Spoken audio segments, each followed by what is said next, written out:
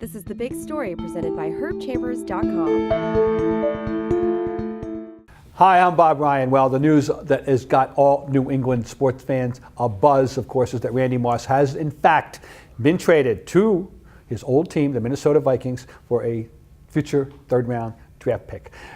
You say, what's going on here? Well, number one, this is a colossal gamble on the part of Bill Belichick. He's gambling that the double teams that Randy has commanded, whether Randy catches a pass or not, as he did not catch any passes in Miami, much to Randy's unhappiness, as we know, whether those double teams will not exist anymore. Well, how much will this affect Wes Welker, number one? How much will it affect the other wide receivers, the tight ends? We are only going to find out. We all will find out together, won't we? But the fact is Bill Belichick is willing to risk this loss clearly. Randy Moss, let's just start with his contribution to New England here. Randy Moss came here as somewhat damaged psychological goods, maybe even damaged physical goods in the eyes of some, from the Oakland Raiders for a fourth-round draft pick prior to the 2007 season. He responded with a career, with a record-breaking season of 23 touchdown passes, a total that you may never see exceeded in any of your lifetimes.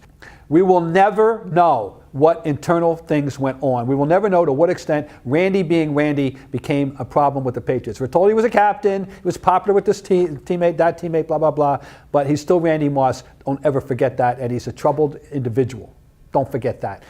You cannot discount the fact that Bill Belichick could not have liked one bit that press conference after the opening day victory, which Randy Moss ranted and raved a little bit about how where he wanted to be and not wanted to be. That didn't go over too well in the aftermath of a big win. All right, that's it.